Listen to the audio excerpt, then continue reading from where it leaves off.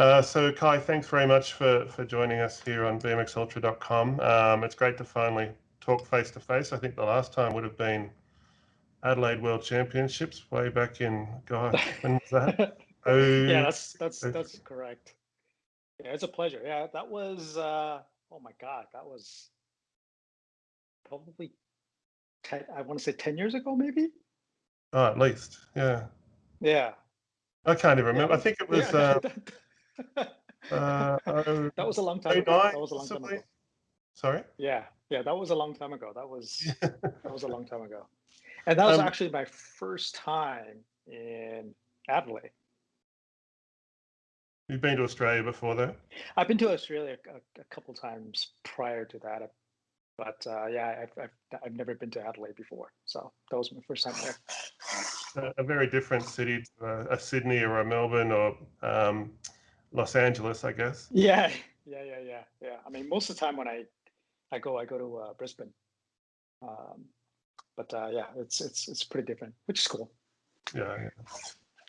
So you've been with Tioga for quite a long time now. When did you first start? Ooh, I started in, I believe it was mid '90s. Yeah, so it was quite a long time. I was straight out of college, and yeah, it was my first job straight out of college. So yeah, it's been going on 20, definitely 20, close to 25 plus years. Wow. Yeah, And when you started there, what was your position? I started. Boy, uh, I started as a part timer. Um, they needed help with just doing some grunt work with setting up the bike shows. So that's what I did, and then from that, just sort of moved on to different levels from customer service to OEM, and now pretty much just many hats. I mean, Um, we're a relatively small company. It's still quite it's still a family owned business. It's been in the family for, boy, 50 plus years, and Tioga's been around since the late '70s, early '80s. So it's been in the hands of the same family from the get go. So yeah, we all wear many hats. were you ever a BMXer or did you come from a different background? No, I actually was a mountain biker. So in the mid '90s, when I started with Tioga, Tioga was already has made the transition from more of a BMX heavy brand into um, mountain bike, which I think you probably recall during that time. That was a lot of brands were making that transition. And so when I started with Tioga in the mid to late '90s, that was my focus, was mountain bike, and I was so I mean I was never a racer. I've always just been an enthusiast. Um, and admittedly, BMX wasn't something that I was really familiar with. But of course, having starting working with Tioga, these are things that obviously I started to pick up and understand and know a little bit more about the history. So, I certainly do my best to answer some of these questions that you may have about the history of Tioga. But if I don't know it, I'll certainly ask. And you know what, Shane, you probably know more about it than I do. Well, I don't know. I do remember running the tires way back in 1982. I just found a photo. So I have been using Tioga for a long time. I don't know a lot about the history, to be honest. To me, it was always a premium tire, and that's pretty much as deep as it goes for me. I'm not sure. Did Tioga start off as a Japanese manufacturer? Well, we've always been a design driven brand. So we do not have any of our specific. We don't have our own manufacturing facility. We do have, from the very beginning, there are uh, factories that we would work with exclusively. So they were independent factories, but they were doing products for us exclusively in the bicycle industry. So as an example, COM3, which is a tire that many people know. So that tire was originally manufactured by a company called Mitsubishi out of Japan. And Mitsubishi they mainly do rubber components for the car industry. So tire manufacturing for them was fairly small market, and they really only manufactured for. They did a little bit for themselves. They tried to do some brands for themselves for the domestic market, but then as far as making the tire for a brand name, we were the only one they were working with. So those are the kind of relationship that we forged in the beginning. Is even though we didn't have any of our own manufacturing, we did have sort of exclusive relationships with various manufacturing specialists. Having that kind of a setup, is it worrisome during COVID with a lot of the manufacturers being put under the pump, and we hear all these horror stories about manufacturing delays, 12 to 18 months. Is that a problem, being more of a design-oriented company than a manufacturer? Yeah, that is definitely a challenge. I think even yeah, I mean it's definitely a challenge. Okay, there's so many different ways to sort of answer that question. Would it be easier if we had our own manufacturing?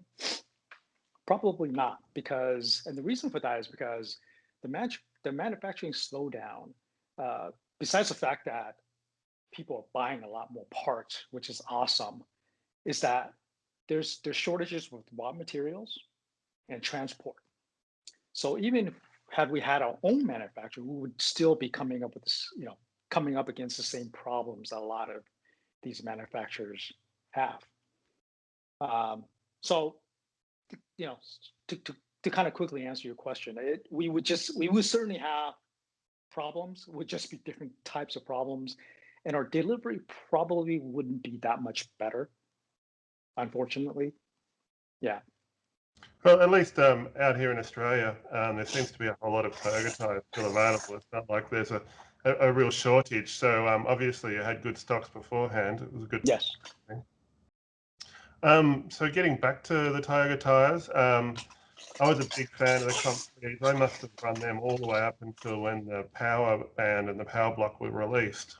Do you still get a lot of massive Tioga Comp3 fans that contact you asking if they can get them? Yes.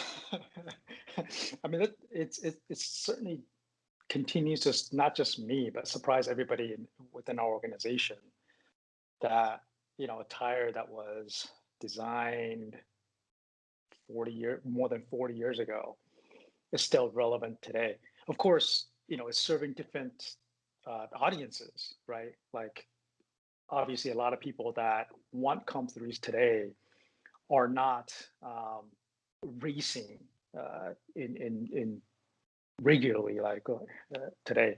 So they're definitely more the collective, more of this nostalgic audience. So yeah, absolutely, we still do get requests for those.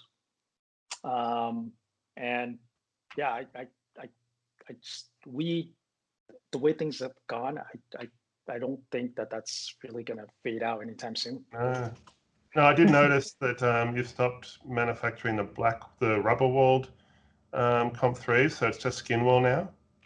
Yeah, just the skin wall, and that definitely has to do with the level of demand.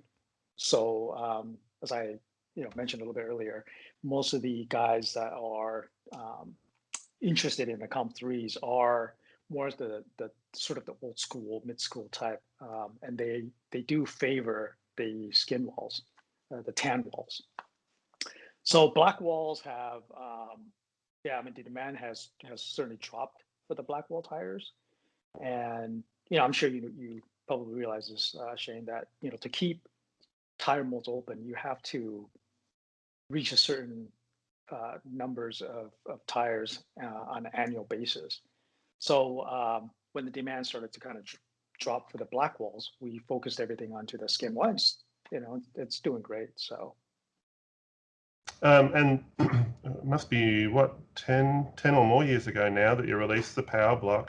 That really it changed the way everyone manufactured tires. All of a sudden, everyone wanted a racing slick because you guys just took the market by storm.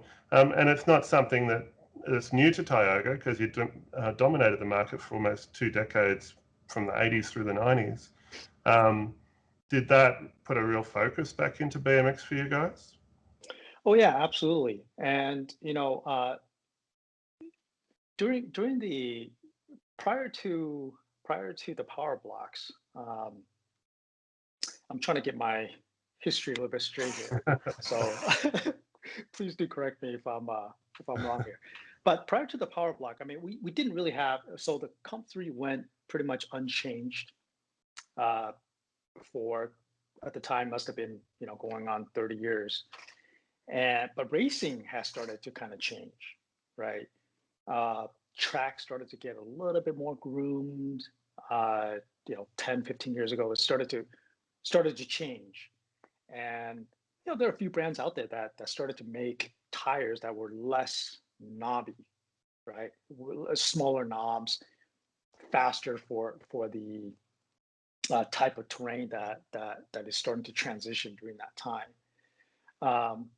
So we started to kind of take notice that that's happening, and that's when we started to see that, hey, we really should do something here, because we definitely are finally seeing the sport transitioning to something a little bit different than when we were involved, from the 80s to the early 90s.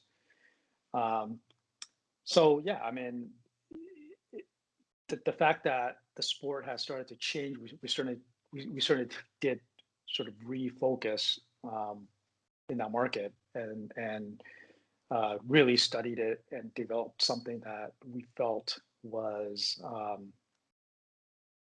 beneficial to the transition of the racing tracks and the athletes and stuff like that. So yeah, I mean, definitely we did refocus around that time, when we did notice the trend for I mean, the whole sort of racing culture was shifting at that time, and we definitely didn't want to miss out on that. Were there particular riders you worked with to develop the Powerblock? Ooh, yeah, absolutely. I mean, we did work with many writers, but we definitely worked really closely at the time with the Redline team, and all of the writers then. I mean, I may even have missed some names, but I remember Denzel. You remember Denzel from Redline? John Purse. Boy, a lot of old names. And then besides Redline, I remember working with Randy Stumphauser, obviously Donnie, that we've had relationships for many years. So yeah, I mean, we worked with a lot of guys, but mainly during a lot of the initial phases, initial testing, we worked with the Redline factory team. Yeah. How important is it to work with riders to develop, a proper tire that's going to be accepted by racers worldwide? Well, that's almost everything. Of course, all the initial ideas kind of comes out from that, and when we do the best we can to kind of get an idea of the needs and the types of terrain they're using them in. And then obviously there are some manufacturing constraints that some of the racers may not be fully aware of. So we certainly have to alter some of that. But as far as design and what the final product is, I mean, racers needs are, I would have to say, almost 100%. Yeah, absolutely important. So the Powerblock was a very good tire. It's still used by a lot of riders today. The Fastr tire took a longer time to roll out than what I expected. because I was just looking back on Ultra before, and one thing that's always confused me is the 3 different tire treads. And I don't know if it's because I'm the kind of guy that you give me 2 options, I can handle that. Give me a third, like it's just a little bit too much. But do you think that has anything to do with the slower sort of onboarding of the new tire for a lot of people? Yeah, and this is also going to take a bit of this can also be sort of a longer answer if you don't mind. Um, so hold on, excuse me, my AirPods. Yeah. Okay, so can you hear me okay? Yeah. Okay. So one of the reasons why I think that there's kind of confusion on your part certainly is our fault. You know, like we definitely did not do a good enough job to sort of explain the differences and the purposes of each tread.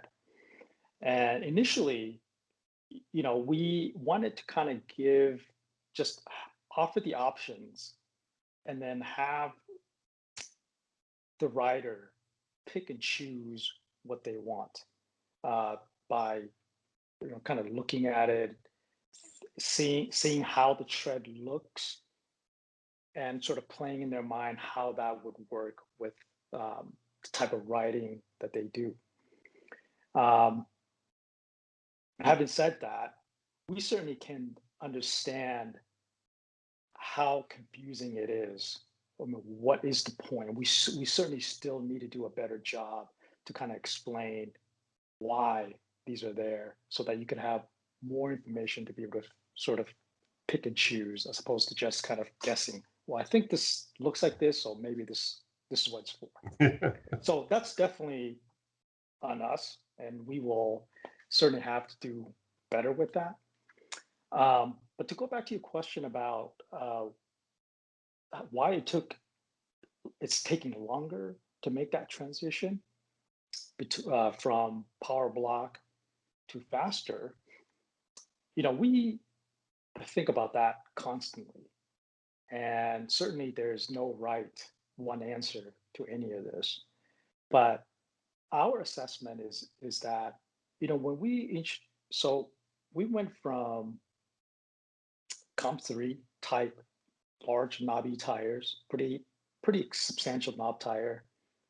And in between, you know, some other brands came in with smaller tire, you know, smaller, faster tread. And then we came with the Powerblock, which is much lower profile. So there was sort of these smaller steps going from Comp 3 to Powerblock. And then from Powerblock to Fastr style, the Fastr series, you can see that the tire tread pattern is pretty different. There was sort of nothing in between the Powerblock and the Fastr. Mm. So, you know, perhaps it was just a little bit ahead of its time. I mean, it needs to, you know, there needs to be sort of smaller transition into a completely new style uh, for the for the greater market, to the greater riders to sort of kind of see the progression. Yeah. But the reason we sort of jumped that was the fact that, you know, supercross type racing, the Olympics, um, sort of, I don't want to say snuck up, but it came up, and you know, their requirements for a larger hill and the way the starting was very different. So we needed to develop something that we felt really took advantage of this yet another transition to a new style of track. And that's why we developed the Fastr tire. We started with the original Fastr. Now so now we have the Fastr React, and Fastr X. So there's actually 3 models.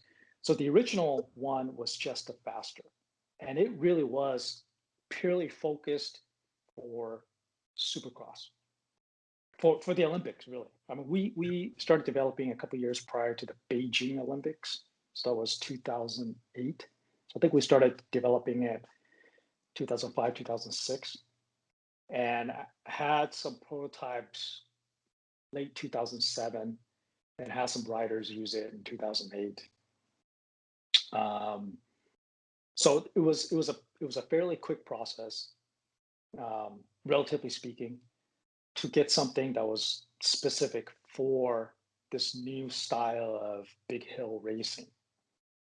And as you know, in that early 2008, 2009 period, the big hill racing hasn't really taken off yet, right? Which is why I think a lot of people didn't really see the need for that type of tire. Mm. But today, that's become more popular. That big hill racing, or at least even more, I mean, very, very well groomed tracks. Even your local track is, probably concrete turns, asphalt turns, and things like that. So that started to become more relevant. So in a way, the tire was a little bit ahead of its time for the greater racing community, but it's finally kind of catching up, and we definitely do see that people are starting to make the transition from Powerblock to a smoother, even smoother, faster tread pattern. We started to see that probably 3-4 years ago. Yeah.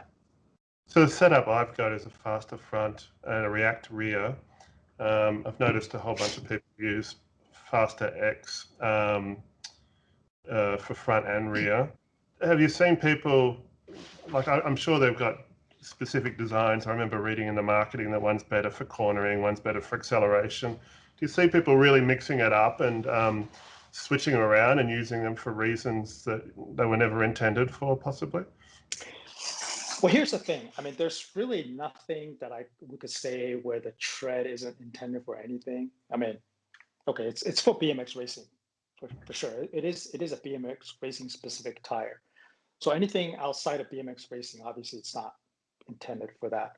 Although we are seeing, and this is just a complete side note, we are seeing quite a lot of freestyle riders, especially vert, using that, either a Fastr X or a Fastr on the rear, because it's a fast spinning tire.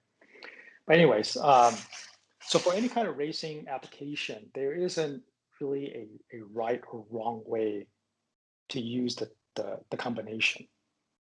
And I'll kind of go over the reason why we decided to develop the different patterns in the first place. Now, as I said, with the Beijing Olympics, we really wanted just the fastest tire available for that type of terrain.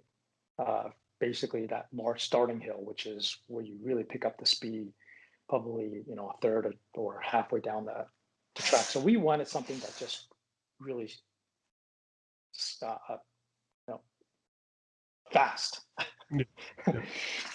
Something with minimal, friction with the surface. So it came up with a really slick profile, and we embedded these really small, what we call these grip pods for cornering. I mean, so the reason why they're sort of inset, they're underneath the profile, so that the tire stays really, bald, really slick on the outside. And only when you apply some kind of pressure when you're cornering, leaning into it, where these grip pods actually add some friction to give you the cornering traction. So that was really, we were really micro focused on that type of a terrain, that type of a racing atmosphere. And then as we went on, we started to kind of understand that besides that very specific type of managed racetracks, there are certain tracks that have different types of starting grid, for instance, right? That's not as grippy. There's certain, like, for instance, like those pro gates have a very sharp serrated thing. So you don't really, like a really slick tire will hold that just fine. right? But there are other, maybe some of the local smaller tracks. Their gates, the grate is not as sharp, maybe a little bit worn down, so it's a little bit more slippery. So we developed a tire like the React that has a little bit more shoulder tread to be able to compensate for those types of grip. That was the initial intent. But then we also do notice that that little extra shoulder tread certainly helps when you are riding in tracks that are a little bit less groomed, a little bit less well groomed, a little bit looser. Uh, so initially intended, the React initially intended to serve as a rear specific.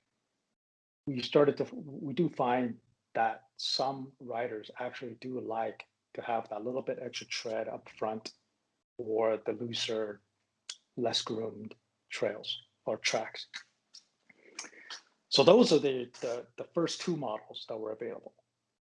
And then we added the Fastr X as a third because we wanted it sort of a one tread that worked in over 70% of the tracks. So we sort of combined a lot of the elements from the other two and sort of condensed it down to a Fastr X, which is more of as close as we could get to a multi-purpose racing tire. There's really, it's really difficult to say you have one model that serves everything. Yeah. So we aim for the Fastr X to serve 70-75% of the tracks out there. So if you're looking for something very specific, say like you're an Olympian, Shane, and you're ready to rip it up in the Tokyo Olympics, Fastr is probably the best way to go. And then if you are racing on your local tracks and you notice that you're going to need a little bit, you're slipping out, with the rear, you're spinning out a little bit, you can need something a little bit more grip at the gate, maybe a React will be good. And then, if and also for rain, I'm jumping around a little bit here, but when weather is not as cooperative, it's not shining always. The React is also a good tire for that. And then, if you are just kind of going to different types of tracks that have various different styles of turns and all that, and you just want to have one model, Fastr X is probably the way to go. So that's kind of generally what was the initial intent. But then again, on top of that, we do know that a lot of racers like to sort of tune things themselves and mix and match and kind of find out what works for them and what doesn't. That was so so we kind of left it a lot of that up to the riders to kind of experiment. It's not it's not some kind of a greed on our part to try to get people to buy more tires. But racing is very specific sport, and there are a lot of variables that a rider has to account for, depending on where they go. And we just wanted to offer a wider variety of choices to be able to fine tune, your riding style, your racing efforts to the tire. So I hope that answers your question. I don't know if I missed it. Yeah. As well as lots of grip, I found that the tires have got pretty good wear too. I was riding my first set for about 18 months before I had to replace them, and that was did you say almost 18? Yeah, that was almost daily riding, and the only reason I had to replace them is because there was a split from glass.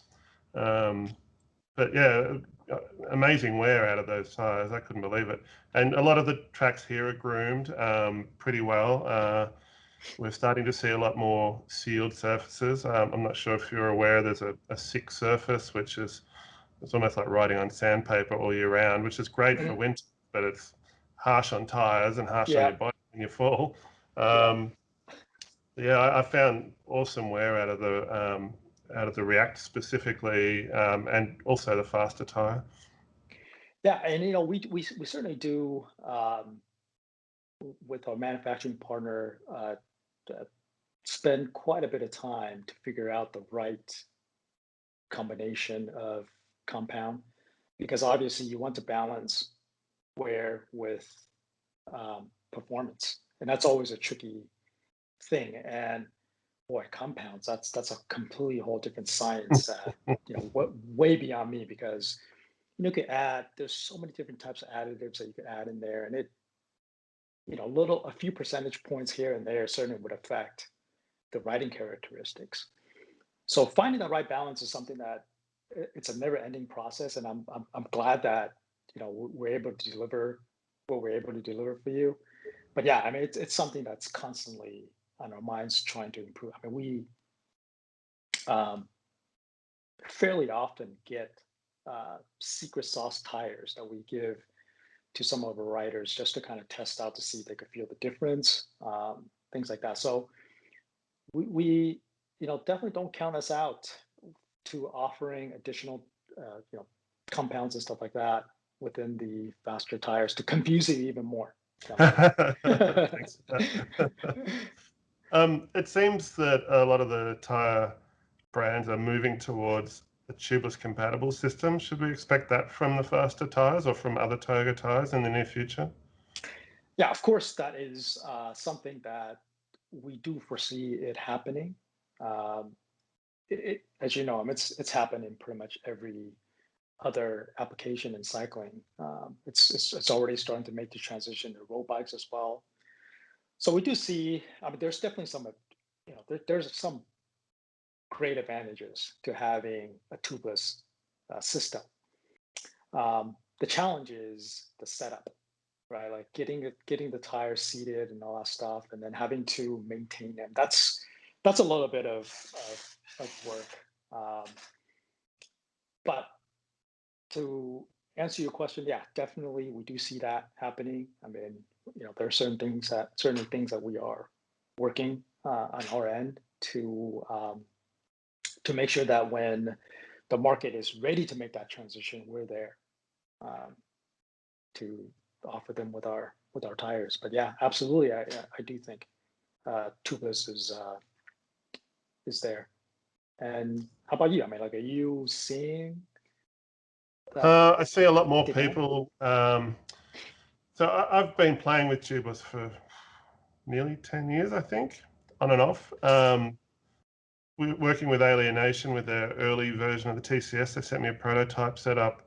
And it was pretty amazing because there's a track nearby where they held last year's first round of the World Cup at Shepparton. They have a lot of trouble with thorns there, and it was ideal because I spent a fair bit of Mm, time there to not have to worry about the thorns because people are getting 2 or 3 punches on a weekend, and which is a real pain in the bum when you're racing BMX. But it had its advantages, and then over time, I've noticed that people tried, a ghetto style tubeless, trying to run like Powerblocks and power bands set up as tubeless, and it basically the only problems they had is if they had the tire go flat at a race meeting, they had to whack a tube in there rather than fix the tubeless issue. But I've seen a lot more tires come out that are tubeless compatible, especially the last, say, 2 or 3 years. But I'm not sure what they're compatible with, and I'm not sure that people are willing to take the risk of, will this actually work on my rim or will it blow off? yeah, yeah, and those are definitely legitimate concerns, which is one of the reasons why we're not absolutely rushing out there, because you know unlike say mountain bikes or other applications, guys are pumping their tires fairly high in BMX racing. So it is quite it's vital that the tire stays properly seated on the rim. Yeah. So yeah, I mean, there's definitely some of that. We fully understand there's some of that concern uh, with compatibility and things like that. Which this is just as a side subject, because of that. I mean, we certainly are also, sorry about that, Shane. That's it. Also have to kind of think about the possibility of, or at least explore more of a exclusive type system where it's something that you don't need any kind of special sealant or anything like that. I mean, I don't know if you remember, Mavic used to have a UST system that didn't really require any sort of sealant.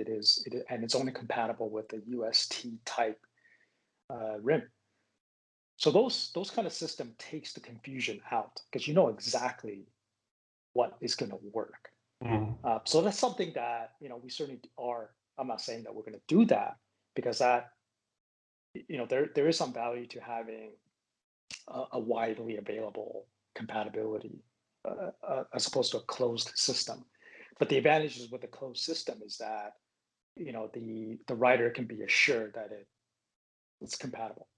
Yeah. So these are things that we certainly are balancing, thinking about before we fully jump in. Because you're absolutely right. The concern is real. To get it to a point where a writer can feel 100% comfortable. It definitely takes not just Tioga, but collectively our industry to make sure that everything is being done properly and we could set the everybody's mind at ease that when you get something that is tubeless compatible, it literally is tubeless compatible. You can use it, mix and match with anything else. Yeah. So you've been working on updates on your seats lately. I've noticed too. The Evo was released about 6 months ago, probably longer now actually. Yeah, a little over a year. And then what do you call it? The Weeny seat. Yeah. So have you seen a lot of people adopt that now that it's out in the public? Okay, so that's actually quite an interesting little project. So when we were developing the Evo saddle, we were really just looking for ways to trim the fat, as you will, on a bike, because more than any other discipline, BMX racing, when you're actually racing, you don't need the seat, right? But it is required. A seat is required even though you don't need it. So that was one of the items, certainly one of the component on the bike that can be minimized.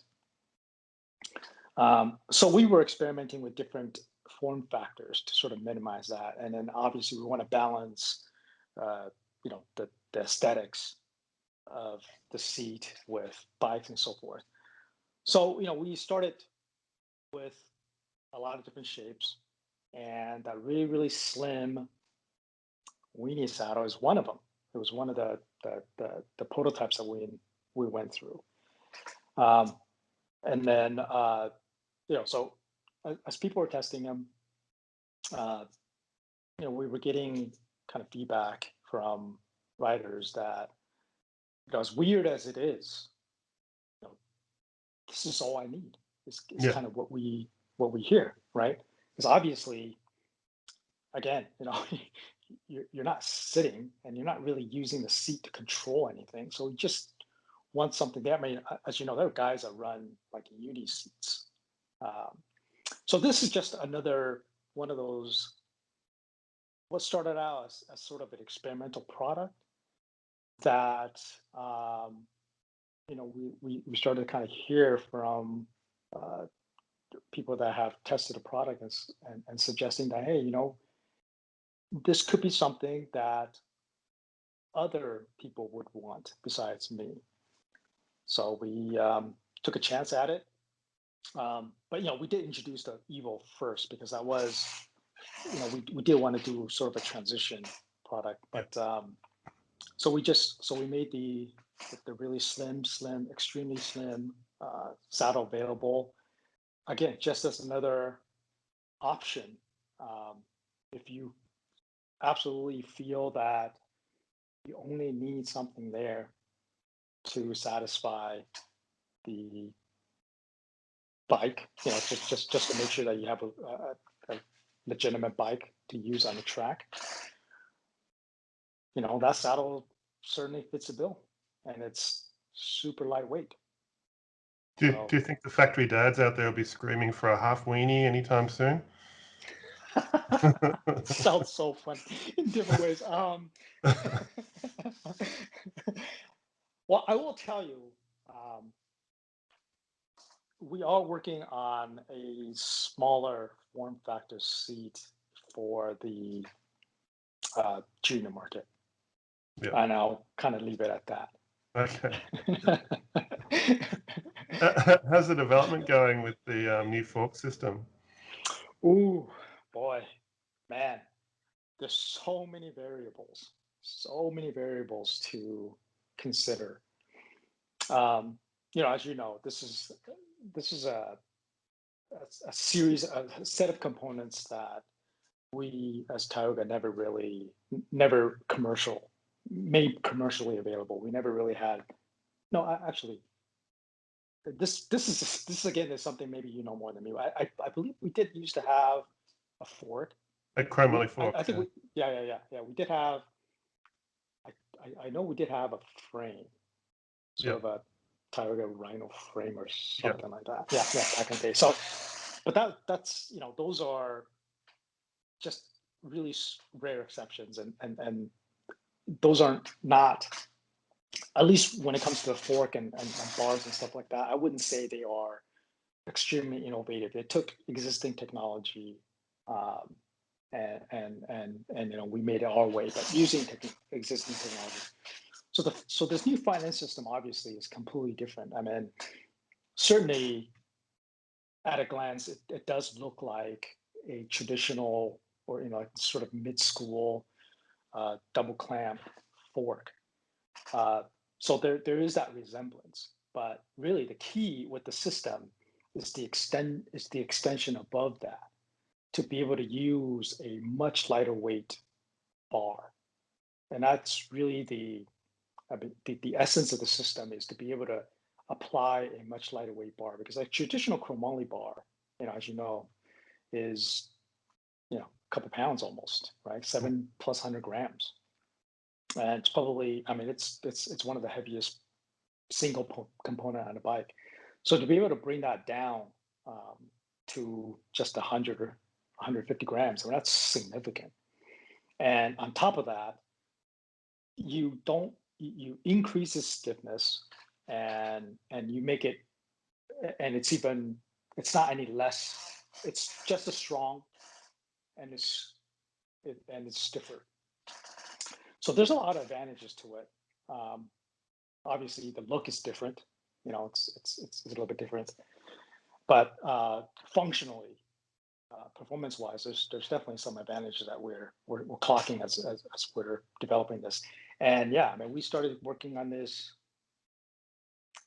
years and years and years ago. It's going on 10 years now. Yeah, it's a slow process, and we're being cautious with different things and sort of releasing information as we go along. But yeah, it's a labor of love. It's really a labor of love, and the whole point is to really just be laser focused on racing, right? Optimizing equipment for racing. That's it. That's really our goal. And obviously, when you have that type of mindset, a lot of crazy things will come up. What you're seeing now, that we've released, is kind of tame compared to a lot of other things that we've already experimented on. And I know we get some flack for its look. It's not for everybody, and that's totally understandable. There's certainly a lot of people that don't like that sort of prefer the more traditional legacy looks. And obviously, for those people, there this any kind of system that goes beyond that is not for them, and that's totally cool. But to really make a leap in performance, it needs to be some kind of a different form factor. I mean, there's only so much lighter you can make it while retaining its strength, right? I mean, we're starting to see like bikes are already making that transition into stiffness, with the oversized headsets and oversized 20 mil axles and things like that. That's all for stiffness, because stiffness, in a 35-second race, it makes a difference. That's the difference between first and second, right? Yeah. I mean, it's such a cliche, but it is. When you could minimize any of your energy loss in that 30 seconds, that's huge. That becomes huge, and especially if think about how many how many rounds you got to go through to get into the mains or something like that. I mean, you're there, you know, making so many runs, and every little thing kind of makes a difference. And that's what we kind of focus on, is that every little thing makes a difference. So you see that, and just go back to this Weeny saddle. Is like every little bit does make a difference, and everything kind of adds up at the end. So with this new system, besides the fact that it's significantly stiffer.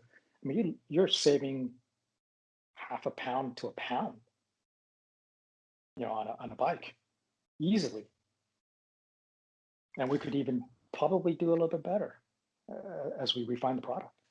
Do you have a defined time that you plan on releasing the product to the public, or are you going to keep refining it until you're happy with it? Yeah, there's I won't get too much into some of the details that we need to still work on, but yeah, I mean, we don't have an exact timeline yet, but we do want to make it available, at least in some kind of a limited quantities, fairly soon, because functionally the system is pretty good. A lot of it has to do with sort of refining the looks, the aesthetics, and things like that. But functionally, we're finding the the advantages is definitely there. There's definitely going to be some racers that would really be able to take advantage of a system like this. So we do want to make it available, in a smaller batches in the beginning as soon as possible, but not rush it. Yeah. Not rush it. Yeah. Well, 10 years, you're definitely not rushing it. Yeah, the 10-year really is, we went through a lot of different iterations. Like I say, there's some examples that were just a lot more wild. I mean, something that require a pretty wild looking frame and all that stuff. I mean, so we sort of narrowed down and ended up where we are. But yeah, it's a labor of love. Have you identified anything else, component-wise, that you might want to pick on and try to reduce? Well, not reduce, improve? Yes. Reduce, improve, yes. Reduce, maybe. But yeah, there are a couple other components that we think that we can offer that may be advantageous to some people. And we've been working on it for a couple of years now, and I think I'll give you a little bit more information probably towards the end of the year. But yeah, we definitely do have some other things in mind. Oh, that's awesome. Is there anything you plan to release in the immediate future that the public's not aware of, or something that you can reveal to us? Immediate future. Well, I could tell you that the pandemic certainly has put a lot of our product development schedule out of whack. Things are, as you can imagine, it's taking much longer. So prototyping, things like that have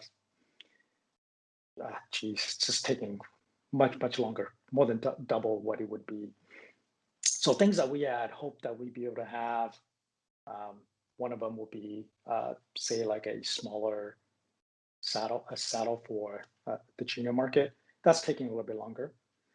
And one thing that we did announce, not brand new product, but at least we are offering 24-inch cruiser size for our Fastr X models. That's coming up. But yeah, I mean, we have products, but unfortunately, the situation has made the development process a little bit longer. So probably, next year is more likely that we will be able to introduce a little bit more products. Awesome. Well, I've taken up a lot of your time. We're almost coming up to an hour. I Yeah, it's probably a pleasure. Yeah. probably should let you go and give us more to talk about next time. Yeah, it's a pleasure. I mean, we definitely should do this more often. I mean, I know I tend to talk a lot, ramble on, but yeah, if there's any kind of follow-up questions you have, anything I didn't quite answer, yeah, definitely let me know. No, that sounds awesome. All right, I'll definitely be calling up again soon, Kai. Thanks very much for your time, and we'll talk to you soon. Yeah, awesome. Take care, Cheng. You too, mate. Cheers.